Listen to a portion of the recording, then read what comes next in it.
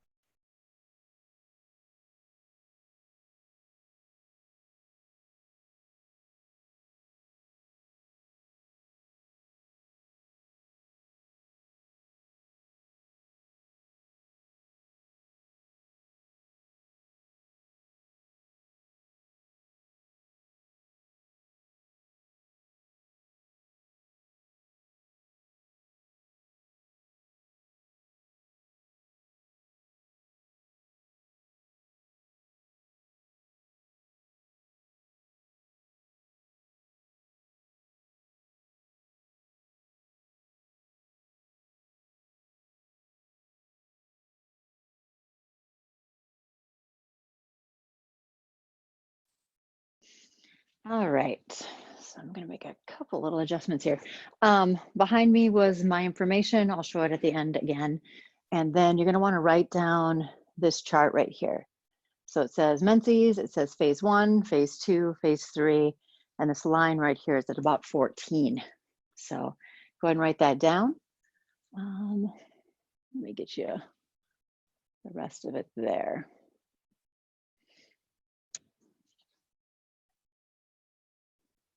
We've got more people that'll be registering in the next little bit. So go ahead and get that drawn up.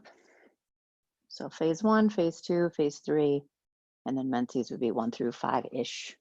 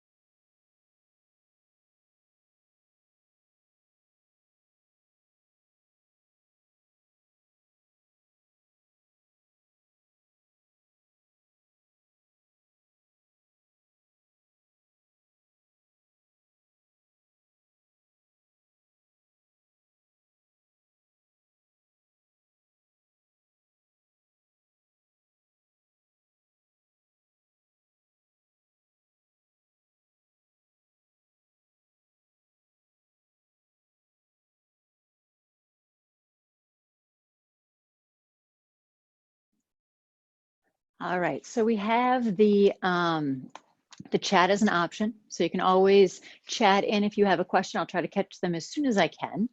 Sometimes I miss them for a little bit, but I'll get back to them.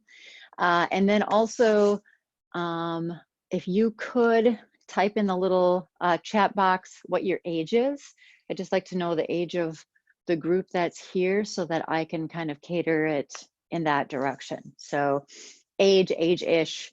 And then if you're menstruating or if you're in menopause, perimenopause, that type of thing. So go ahead and type that into the chat box, and you should be able to do private if you don't want anybody else to see, but nobody else can see you anyway, so it's completely up to you. But I would like to know about what age we have, please.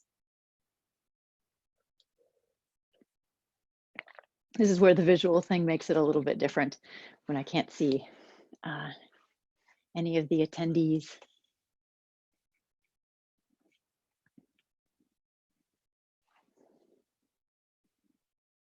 Hey, Deb.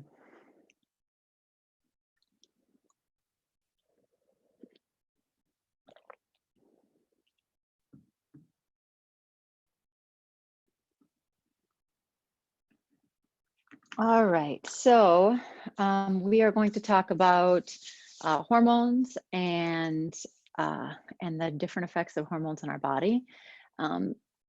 My field of study, so my name's Cami. I've been studying Ayurveda, so we're going to speak from the Ayurvedic perspective, although it follows pretty true to Western medicine also. We're going to talk about stress hormones. We're going to talk about sex hormones because they play a part on each other. And we will go through different parts. If you have questions, of course, ask them, and then we'll get to the questions when we can. Otherwise, this is my field of study. So in Ayurvedic medicine, I specialize in women's health, actually menopausal women's health, although I've started to gather more students and more clients that are in the younger generation. So menopausal, perimenopausal, infertility, I've started to dabble in a little bit more, which has been very interesting, researching and studying about that phase of life. So, all right, we will go ahead and get started. So hormones. Hormones comes from the Greek word hormone, and it means to arouse, to excite, to urge. So this is what a hormone does. And there's hormones that are agenda hormones, and there's hormones that are helper hormones. So each agenda hormone has a hormone that helps keep it in place. And specifically in the female body, we have estrogen, progesterone, we have a little bit of testosterone that we use once in a while. And what this does is, hold on one second, this plays a part because our estrogen levels are actually managed by our progesterone levels. So we don't want our estrogen and our progesterone to be at the same level. We actually want them to be at their designated areas, because what estrogen and progesterone do is they have a relationship. We have the agenda hormone of estrogen, and we have the helper hormone of progesterone that helps keep estrogen in check. And I'll get to that a little bit later. All right. So hormone is defined as a substance secreted by one tissue that travels through the blood or another fluid to another tissue, whereupon the hormone is used to arouse an encountered tissue to a new state of activity. So basically it travels from one part of the body to another part of the body, and then it catalyzes change. So the hormones, all hormones have a purpose, and we need them all. It's just we need different parts and different amounts at different times of our life. So for those of you that are post-menopausal or menopausal, you need hormones very different than those of you that are in your reproductive years for different reasons. And we'll get to why that's important in a little bit. Okay, so we have the two categories of hormones. So one category is our sex hormones, and the other is our stress hormones. So our body dictates importance of those hormones according to what's more important. So survival is always going to be more important than being able to reproduce. So our stress hormones are what actually draws from pretty much everything else in order for it to function. So our stress hormones would be cortisol and adrenaline. Our sex hormones would be estrogen, progesterone, a little bit of testosterone, but mostly us ladies, it's all women here, yep. So all of us run on estrogen and progesterone. So what happens is we have estrogen that's designed to help build our body. So it builds the lining of the uterus, it has a very important agenda of building, and that's its job. Building tissue, building masses in when it's out of balance. And progesterone is what holds the material in place. All right. So we have estrogen building material, and we have progesterone holding it in place. So that would be it for an example in our uterus. The other job of progesterone is to be able to manage estrogen. So think of a boss and their assistant. So the assistant would be the helper hormone, to be progesterone. The boss would be the estrogen. So what the assistant does is make sure that the boss is, or a good assistant and a good boss, allows the relationship to happen, versus if estrogen or the boss gets too in control, it throws everything else off. So having that relationship, having that balance is important. And again, they're not going to be at the same level.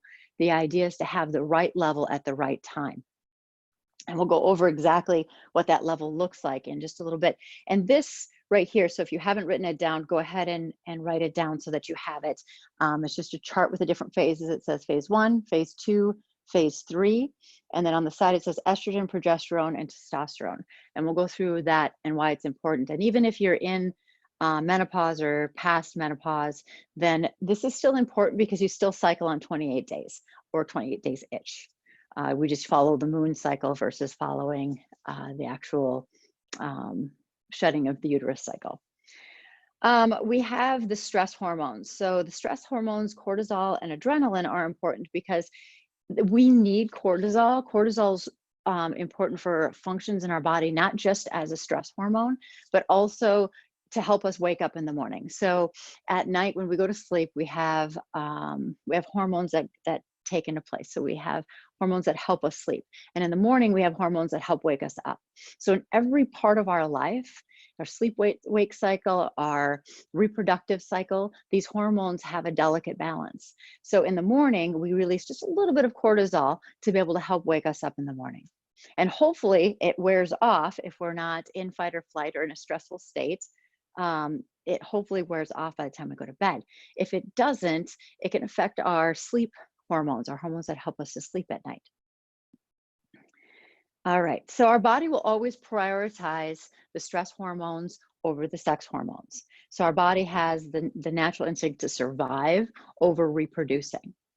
And this is important because if we're constantly in fight or flight, so if we constantly have real stress, which a lot of us have right now, or we have a perceived stress where we think something bad is going to happen constantly, or we constantly have where we jump every time that we encounter any kind of noise or sudden movements. That's another sign that our adrenals are kind of on their own wavelength. And that's going to draw from our sex hormones. Well, it either draws from our sex hormones or draws from our thyroid, one or the other. And this plays a huge part in how our body recovers and reacts to stress.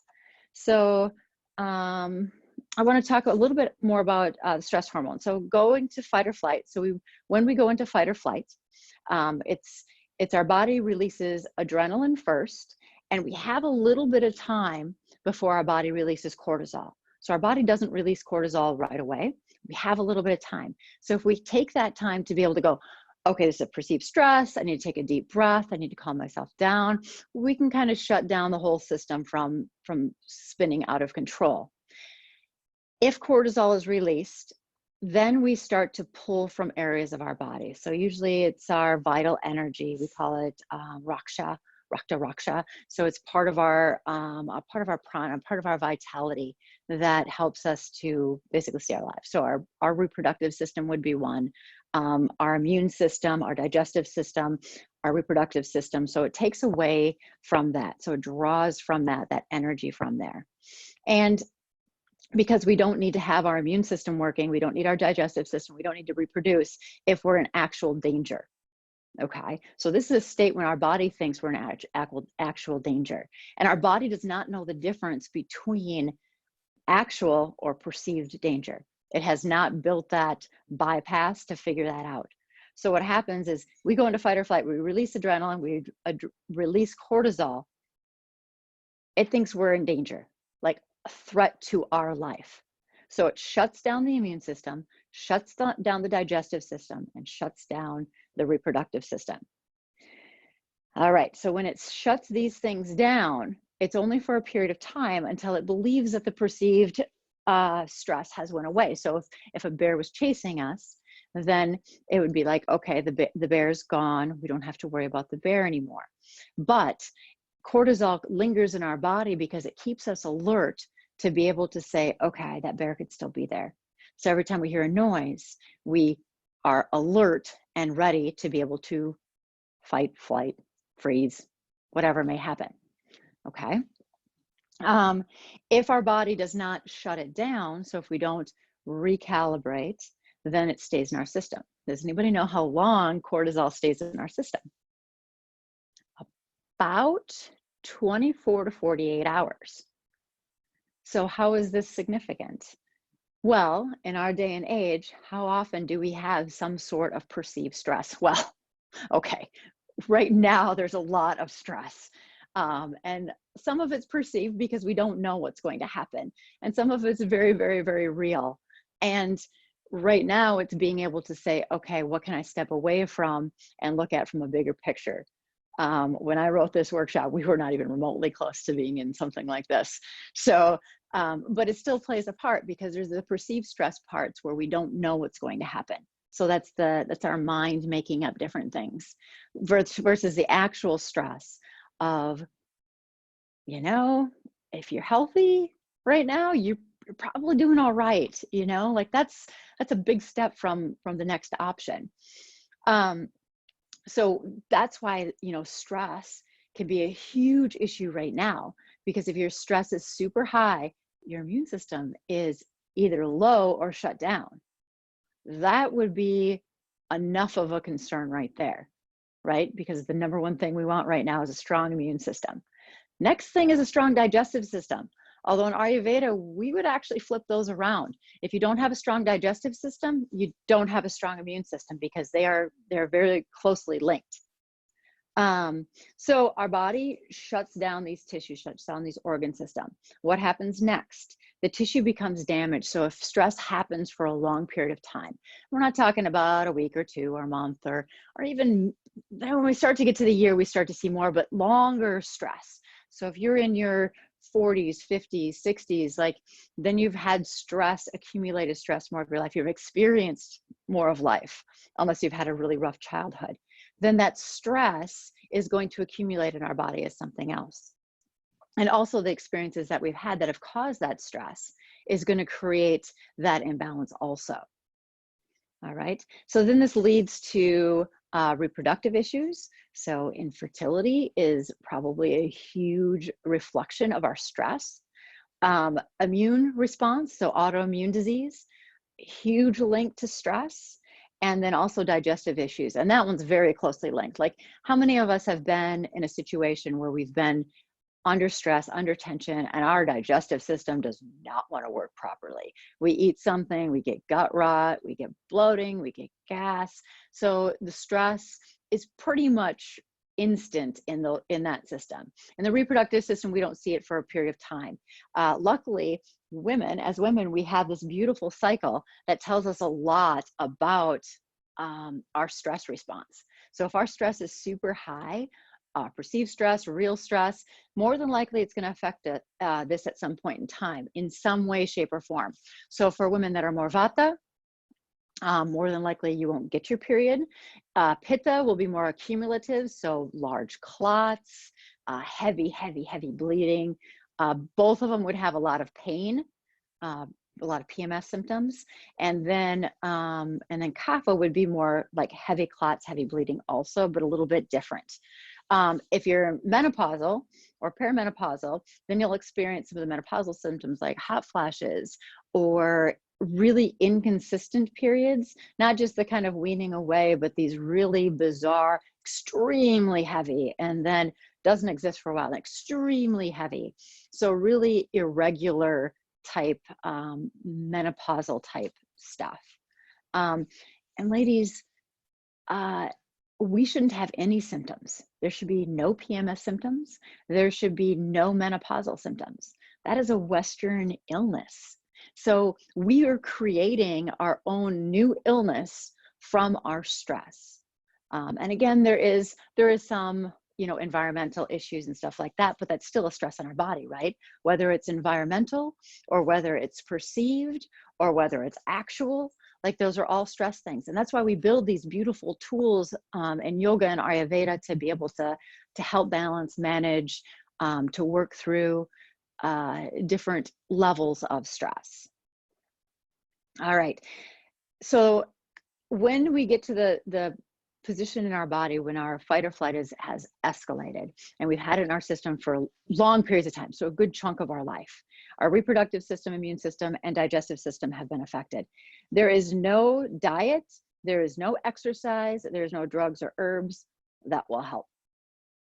They might help manage the symptoms, but they won't fix the problem, because the problem goes back to your body's wiring system releasing the hormones. So it takes a whole rewiring process, learning to decipher the difference between this is real stress, this is perceived stress. And a lot of times we manage real stress better than we manage perceived stress. The what ifs, the anxieties, the panic, the futuristic type stuff. The real stress, like, okay, we're on lockdown, what are we gonna do with ourselves? Like, that's really real, but at the same time, we're probably dealing with that part better than the unknown part of it, right? So there's there's Band-Aids for all of this stuff, right? There's a lot of Western drugs out there that are good Band-Aids. There's lots of good, Ayurvedic and yoga Band-Aids, but those are not going to fix the problem until the stress and the perceived stress is balanced out, or at least there's some sort of practice involved to help recalibrate. If you feel that stress rising up, to be able to recalibrate it before cortisol is released or too much cortisol is released. All right. Any questions? Excuse me.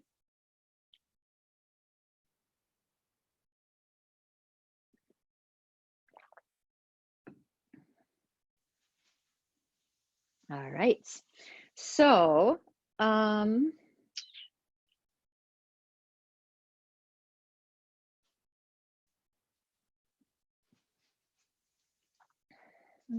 trying to figure out where to go for sure next. Okay, so in our bodies, we have estrogen, we have progesterone, and we have a little bit of testosterone. And this is important because at different phases of our life, we need certain amounts of it. So at about, in our reproductive years, so we'll just call this like 40 and younger, we need more estrogen and progesterone. We need more sex hormones than we do later on. So when we think of, going through menopause and we don't make these hormones anymore, we still make the hormones. We just don't have as much demand. So when I said earlier that estrogen helps us to build the uterine lining and progesterone helps us to hold that uterine lining in place, do you suppose we need that in menopause or postmenopause? No, we don't. So our body produces a lot less of those hormones because we still need to function. We still need to maintain our emotional levels, our mental functions, because they still play a part. Estrogen's produced in pretty much every single part of our body. Our organs, our muscles, they all produce a little amount of estrogen. Our ovaries do the most of it. And then we can have other systems take over. So there's a hormone that is released called aromatase. Aromatase helps us to turn other precursor hormones into estrogen. So estrogen will always be a priority in the sex hormones. So progesterone can turn into estrogen, testosterone can turn into estrogen. So we use another hormone to be able to create estrogen. Isn't that fascinating? I think our systems are absolutely amazing what they can do in order to be able to create homeostasis, to create that balance. All right, so I'm not going to go into the different kinds of estrogen because that's a whole nother level of where we can take this and probably way beyond what we need to know. We go into different phases of life. So let me find it here. Just so I have a little bit of a focused crutch here.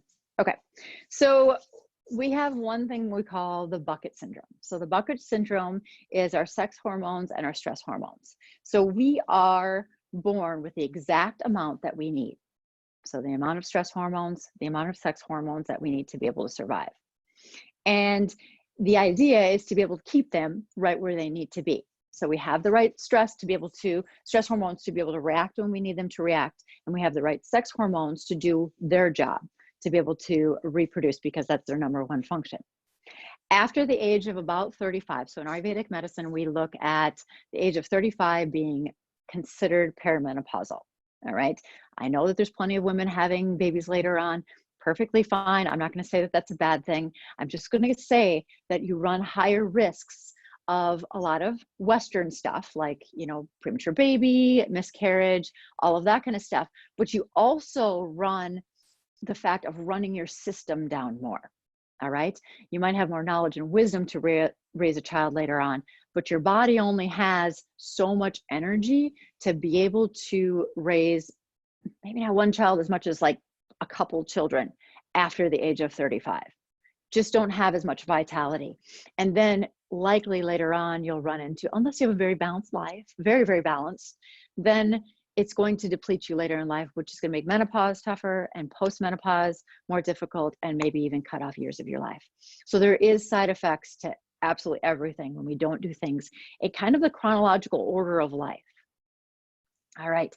So after age 35, our levels of hormones start to lower down. So both of them start to drop a little bit, progesterone, estrogen, because after about 35, we should have had kids before then. Again, I'm not going to say it's wrong. You can have your kids later. That's perfectly fine. But it just becomes a little more difficult, and things in our body start to change a little bit. So I didn't notice it so much at 35 that my body was changing or that my hormone levels were changing, but I definitely noticed it at 40. When I turned 40, I'm like, okay, something's a little different here. And one of the first things I noticed was my eyesight. Like, I have hawk eyes. I can see for miles. I can notice things that most people can't see. And I noticed that at my computer, reading things got a little fuzzy, and it made me laugh. And I'm sure some of you are laughing that are a little bit older, but it was just like, wow, this is the first real thing that I've experienced that's definitely age appropriate. It doesn't mean I have to accept it. It just means that it's just part of what's happening. But there's other things that I noticed in my reproductive cycle. And there's some things that I took really strong consideration, because I worked with a handful of women when I was around 30 years old, 32, around 30 years old, that were all going through menopause. They all turned 50 the same year. It was really an interesting time. I was pulling in women that were all in menopause, and I wasn't even close to menopause, but they gave me so much wisdom. And 3 out of the 5 had fibroids. So that made it also very interesting. And I started seeing, because I'd worked with women with fibroids, I started seeing the key signs of fibroids. And I'm like, oh, I've got fibroids. And so I started to, do very specific practices to help balance my hormones, because what does estrogen do? Builds uterine lining. What's a fibroid? An overproduction of the uterine lining. And then progesterone obviously wasn't present. And we'll go through why in just a little bit, because it's pretty exciting. It'll all kind of come together. After 50 years old, hormones drop down significantly. They don't go down to 0, or they shouldn't be. If they are, it means you're probably flatlining on your adrenals. So this is when we do not have to produce a uterine lining. We don't need our uterus. We need our uterus. But we don't need a uterine lining in order to create a child. So menses start to cease, or start to get scattery, and then start to cease not long after that in most cases, if it hasn't happened a little bit before. And this is when women, especially if they're seeing a lot of weight gain in their midsection, so that kind of muffin top-ish area, they start to feel like their life is falling apart. So this is when Pitta women start to go a little crazy. They get more aggressive. Their hormones are all over the place. They wonder why they're falling apart because their life has pretty much been like this. Their bodies hung out, did what it's supposed to do for a very long period of time. And all of a sudden they hit this marker and it's like, what is going on? Where Vatas tend to be a little more like, a little more irregular, things aren't as consistent, but things start to really change 50-ish. Again, it's 50-ish. I'm sure those of you that are a little bit older have your number where it's just like, yeah, you notice things were changing at that number. So this is when our hormones drop significantly because we don't have to build the uterine lining anymore. We still need the hormones to be able to function, to maintain. All right, so going back to the midsection waist, if you're older, if you gained your weight in your midsection, that is stress weight. Okay, that's your stress hormones producing fat right there for protection. So it's interesting when we think of how the body protects itself from certain things. And when you think about where that weight is, it's to protect basically your uterus and your adrenal and your digestive system, which is kind of interesting when you start looking at some of the equal signs. Any questions?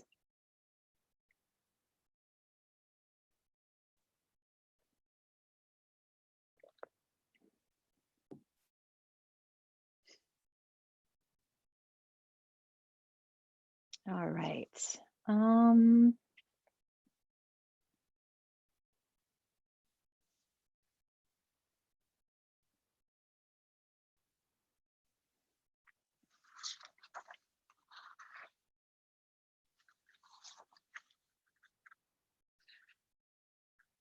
trying to think.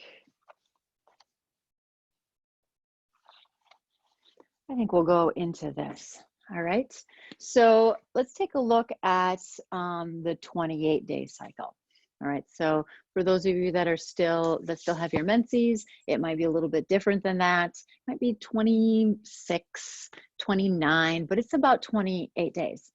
And isn't it interesting that the moon cycle is also 28 days, which is why we call the menstrual cycle the moon cycle. So this is another interesting thing about estrogen, progesterone, and testosterone, men and women, and how our bodies are. You want to think about, especially if you're considering any hormones, so any hormones of any kind, whether it be to not get pregnant or to get pregnant or after or during menopause, is that the female cycle is like the moon. So when you think of the moon, how does it look day after day, after day, after day? Completely different, right? The moon changes by the minute. How long is the full moon full? About 2 minutes. At 100%, we're talking 100% full. Okay, so that's not very long. The female hormone cycle is just like that.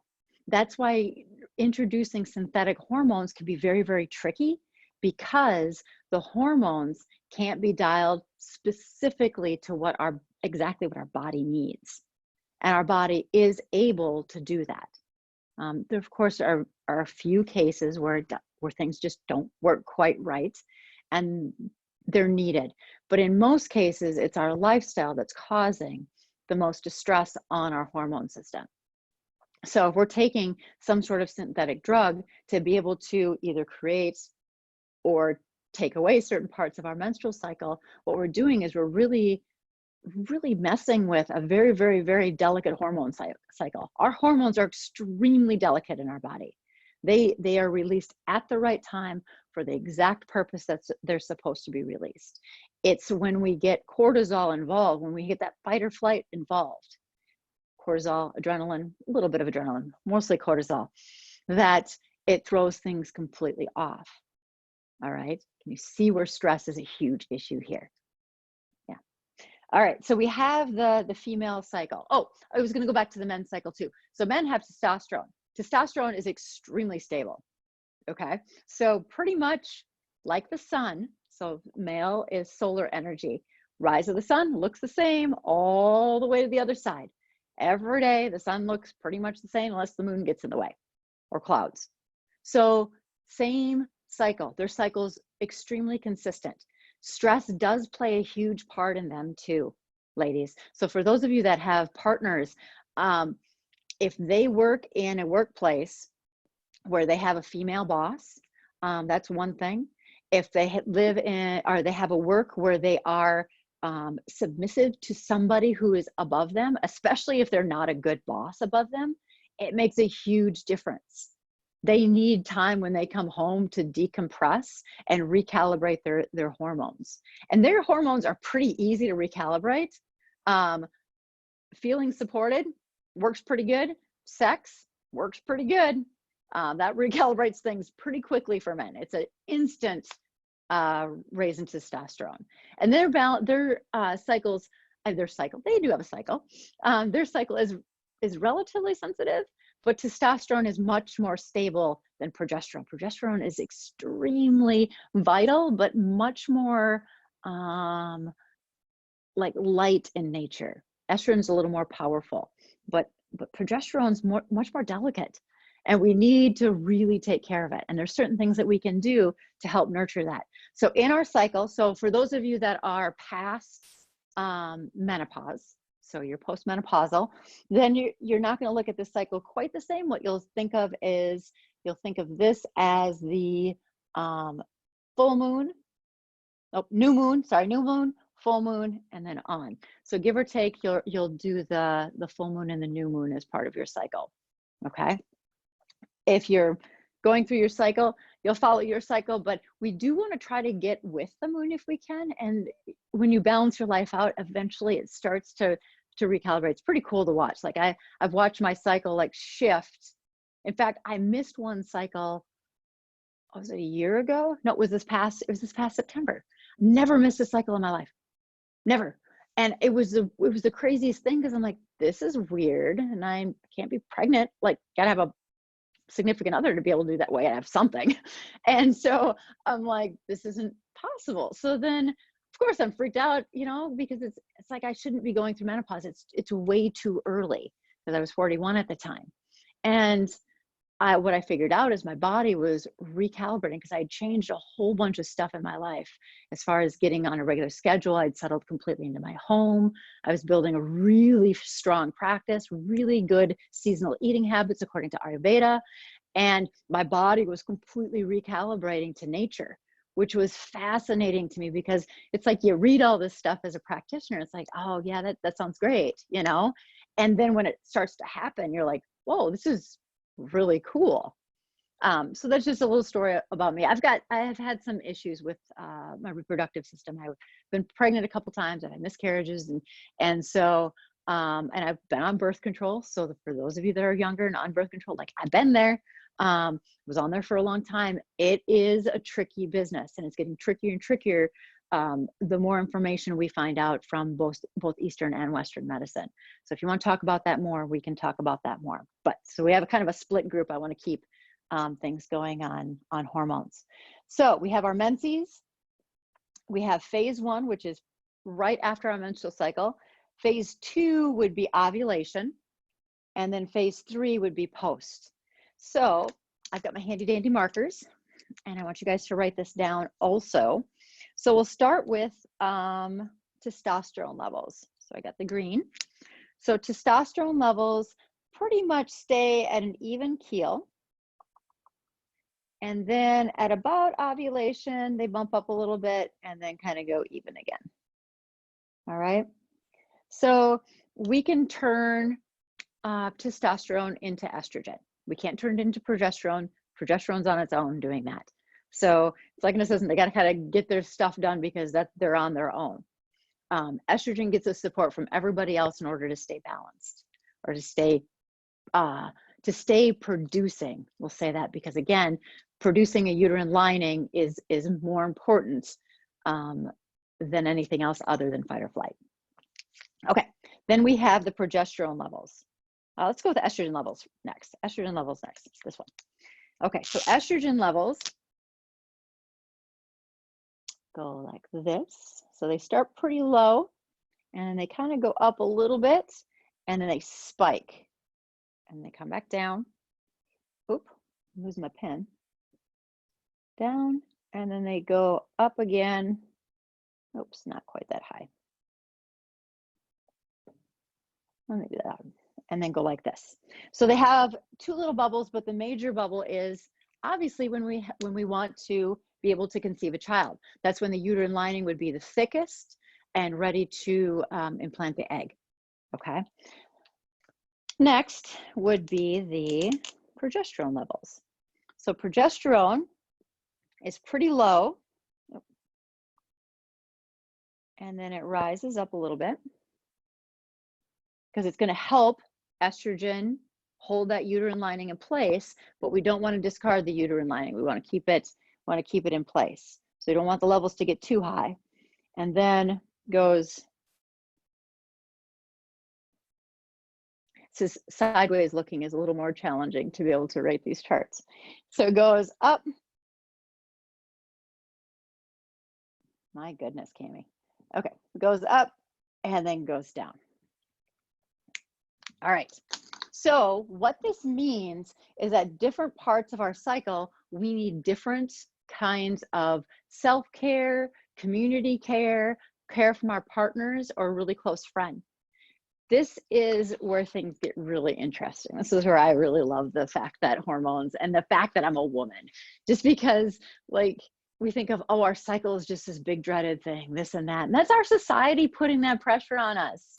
You know, it's not that bad once you figure it out. You're just like, okay, I just accept that this is happening. So in Ayurvedic medicine and the Vedas, it talks about a little bit about the female cycle. It's mainly male dominant, but when they talk about the female cycle, they talk about the bleeding of our uterus. So in our culture, the bleeding of our uterus is like, oh my gosh, it's gross. You know, my period, it's so nasty. It's such an inconvenience. In Ayurvedic medicine, when we shed our uterine lining, it is our uterus crying because it's not producing a child. And isn't that just a completely different way of looking at your period? It's like, oh my gosh, my uterus is crying because there's no child. Like, you know, for me, it's just like, whew, not pregnant, so happy.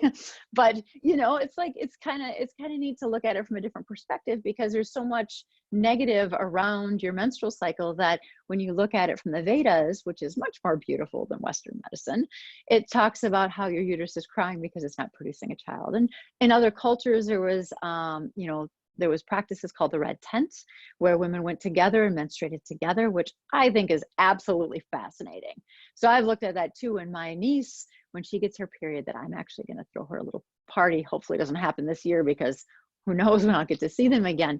But then I'll be able to celebrate it versus looking at it as something that was, you know, that's bad or negative, you know, celebrating her becoming a woman. And so it's just interesting when you, I wish I would have had that. That would have been pretty cool.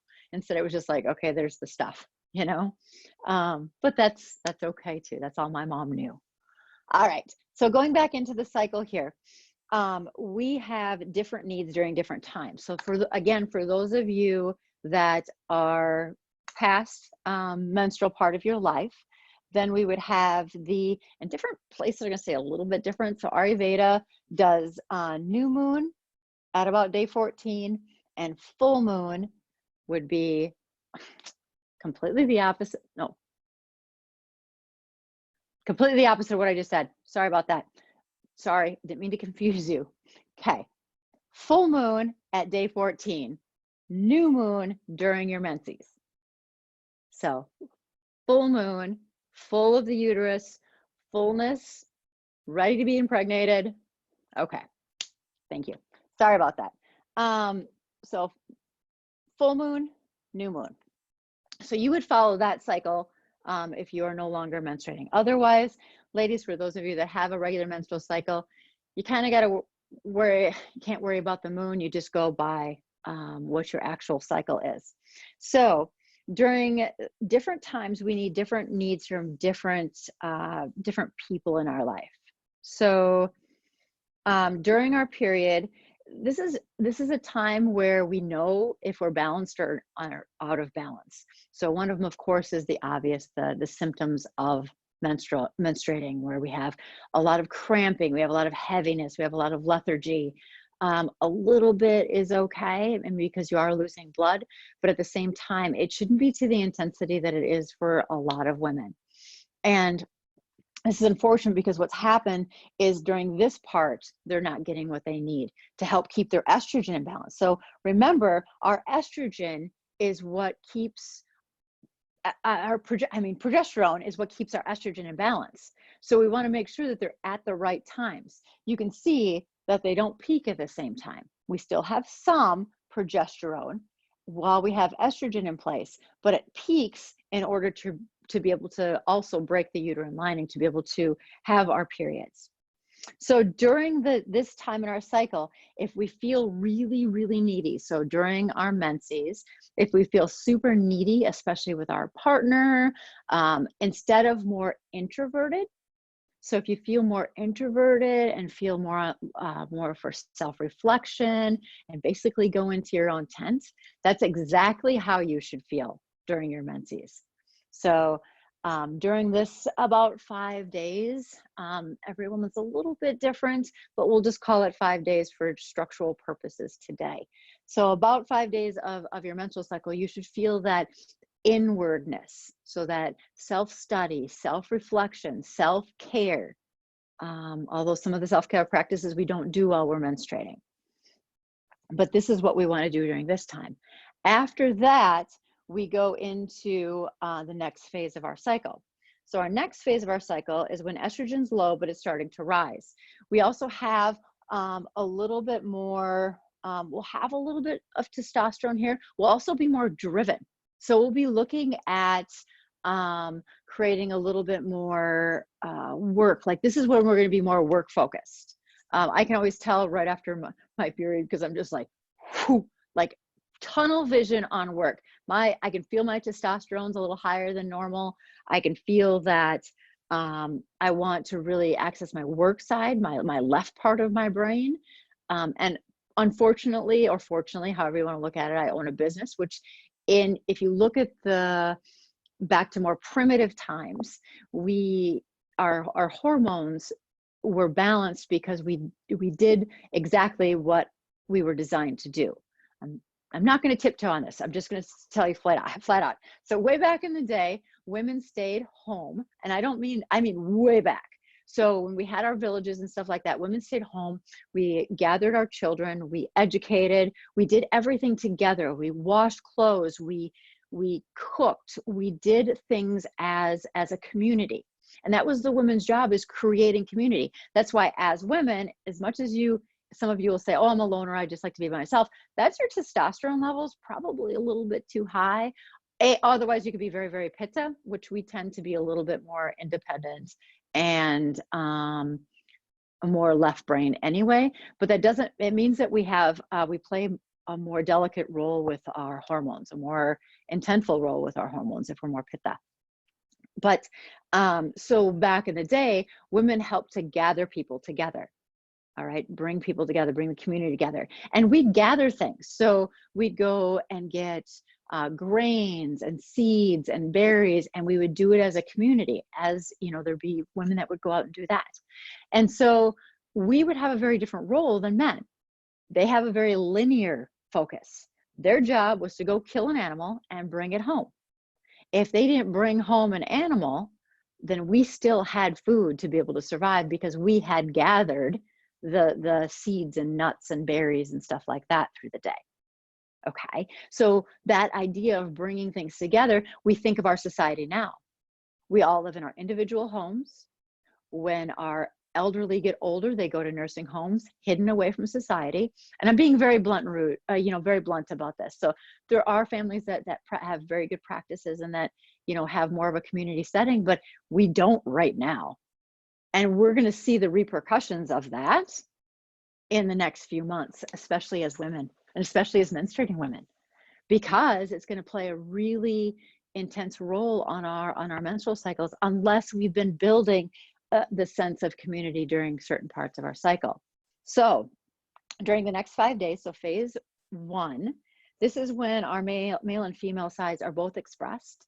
So we have the estrogen, we have progesterone, we have testosterone. We're going to be a little bit more driven. So we do actually want to take advantage of that. That's the time where we want to just like kick work, you know, make it happen during that time.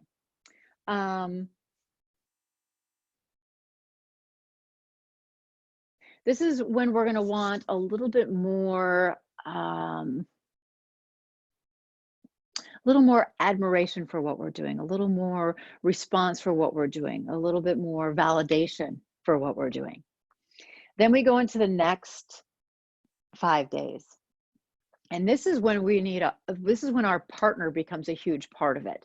So if we have a significant other or we have a really close friend that is in a place of authority, if it's a male friend, it could be a male friend, or somebody who has a little bit more authority or a little more direction, or is a really solid person in our life, if we don't have a partner. And this is when we want to be in contact with them, because the idea is that during this time we'd be making a baby. But in reality, we're not going to be making a baby every single cycle. So what we want to do is we want to nurture our cycle the best that we can. So this is the time where we want to feel really close with the person. So really connect deeply with probably just one person. All right. So have that close connection, have that kind of date time.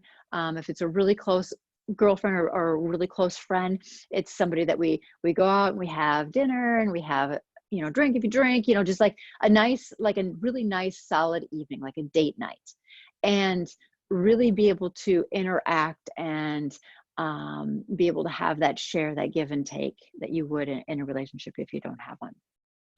Then after ovulation, our progesterone rises significantly. And this is the time when we need social bonding. So this is where we're really lacking in our society. Even before COVID happened, we don't have the best like social settings anymore, unless you go to church regularly, because that would be an example of a social setting. If you have groups, my yoga classes, I have some ladies that I know that is their major social setting, because I can tell they really miss it, you know, being able to come to an actual class and see physical people. I think we're all there in some way, shape, or form. But some of us just need it a little bit more. But knowing what level of social connection you need, this is usually not with your partner. So it might be that you go out with friends, but this doesn't mean that this is a time where you want to really latch onto your partner. All right.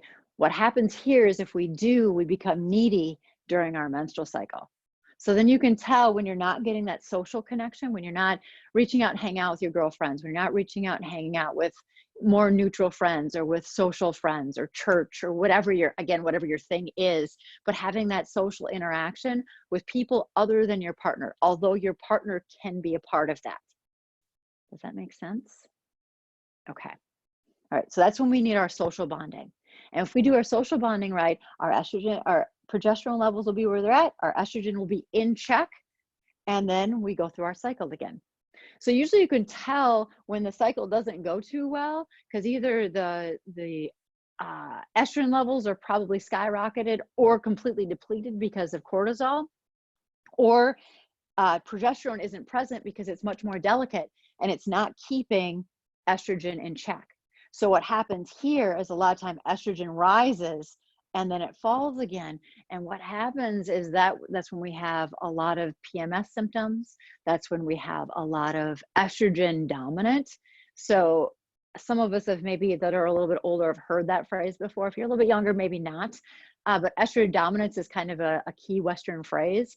And in Eastern medicine, we don't look at it the same way. We don't call it estrogen dominance. We call it progesterone deficient, because basically what's happening is progesterone is not available, or not available in the amount that's needed in order to keep estrogen at the level that it should be. All right. Any questions? No? One of my clients talked to me after the Ayurvedic lecture last week, or on Saturday, I think it was. And he goes, how do you keep that energy level just talking to a screen the whole time? And I go, I've had 6 weeks of practice. I've been sitting talking to a screen with nobody responding for about 6 weeks now. So I've just gotten kind of used to it. But I am going to stop there because I mean, this is my book on practices on hormones, and these are my notes. Like, I've been studying this significantly for a while, and there's a lot of great information. I've been fortunate to have amazing teachers through my practice and support me, and clientele that have supported me through this. And I feel very fortunate. I feel fortunate to be in an Eastern practice. I wanted to go into Western medicine, but I thought I could help more people directly in Eastern medicine. Western medicine is, I'm not going to bash it. It's not bad. It has its place. And without it, we wouldn't exist in this culture like we do. And so I feel very fortunate to have Western medicine to be able to do all of the research and all of the testing and all of the science to be able to prove Eastern medicine, what we've been talking about for 5,000 years. So I practice Ayurvedic medicine. So if you're interested in more, you can check out my website, whenshifthappens.org. And I have a membership now.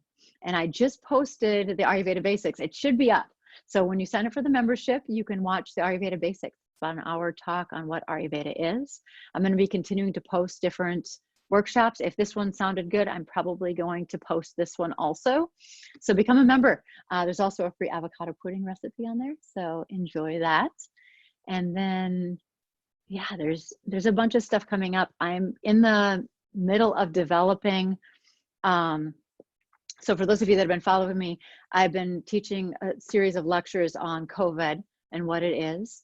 I'm winding down that now, and then doing the immune system boosting.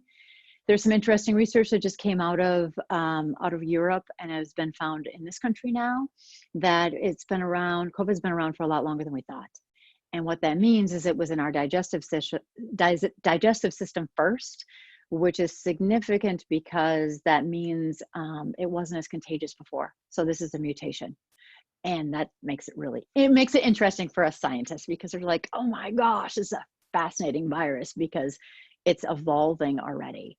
And so that means that I am putting together another whole series of lectures on not necessarily COVID in specific, but more so toward the digestive system and what that means. So understanding what our digestive system is from the Western perspective, but a lot from the Eastern perspective, because our view of the digestive system, if your digestive system isn't healthy, you're not healthy. Like, it's just plain and simple. Like, there's got to be work to be done. And that means if you have gas or bloating or any digestive distress, acid reflux, it's all signs that your digestive system isn't working properly. And it comes more, not just what you're eating, but some of the practices that you're doing. And if I'm going to recommend any practice for you to start practicing right now, is meditation. And you can say, oh, I can't sit for that long. Yeah, you can. Like, it's the one thing that across the board, Eastern Western medicine can say, yep, that's the thing. The next thing is, I'm huge on pranayama. My meditation practices went from 20 minutes of meditation, 10, 20 minutes of meditation to 30 minutes of pranayama practice. So breathing techniques. I'm also doing some stomach release stuff, because the more research I do now in, I was doing a lot of research in pranayama. I built a pranayama practice that's very specific for boosting your immune system and building lung capacity and diaphragm strength. And then now I'm shifting over to the digestive system. The digestive system is a huge part of it. Huge part of it. So I should have it up in 2 weeks. So I'm hoping I've got the next 2 weeks mapped out for COVID, immune. I think I'm doing this one again, and then a couple others. So if you want to hit those up, go ahead and hit those up in the next few weeks. And then the digestive ones will be out, I think the second week in May. I'll start the digestive ones. I have one on Thursday nights. That's the basic Ayurvedic digestion. So that would be the tiptoe, the toe in a little bit of digestion. But yeah, it's all really cool stuff. So any questions, concerns? It was a lot of good information. Oh, thank you, Becky. It's a lot I of don't have any information. questions. Okay, that's all right. Yeah, you guys, it's a lot of information and it's super heady. I mean, I studied this on kind of a superficial level, and then I went deeper and deeper and deeper into it, and then I went to a whole different aspect and studied a different aspect of it, and then went back to it. So it's interesting, kind of bubbling back and forth. And I didn't think I'd start working with younger women. It wasn't my focus at the time, but I can see the need for it. And especially if we start looking at this, because if we don't get this social bonding in during COVID, so ladies, tap into your girlfriends. You need to be able to have like a couple friends or a group where you have tea or wine and you all get on Zoom and just each take your turn, blah, blah, blah, just like you would little hens in the hen house. It needs to be done. If you have a sister or something like that, I know that Marty and Deb are pretty close, but you know, you have to get that out because it's going to affect you. All right. And if the stress hasn't already, this will eventually, and it'll get worse. And we don't need that. We need women to be women, not saying that you have to stay home and be a mom. Like, I'm just saying we need to embrace our womanhood versus being shy from being a woman. And I did that for a whole chunk of my life. I shied away from being a woman. I was raised as a boy on a farm. I was raised as doing boy duties and not as a girl. And since I've embraced my womanhood, I feel so much better. I feel like, you know, like I am who I am versus pretending to be a woman because I didn't know who I was at the time. And that's not my parents' fault. It's just what it is. And for those of you that know me, like I've got a pretty strong Pitta personality. And those of you that don't know Ayurveda, watch the Ayurveda basics. You'll understand what I'm talking about a little bit more. But, you know, my Pitta personality is very, very driven. So what happens here is I flatline in my progesterone areas because my estrogen, testosterone just eat it up. And probably cortisol levels, stress levels. And so that's another thing, is being able to say, okay, I need to hang out with people, you know, because I'm fine just being home. Like, I don't mind it so much, which is a little bit different than some. All right. All right. It is time. It is time. Thank you, ladies. Thank you.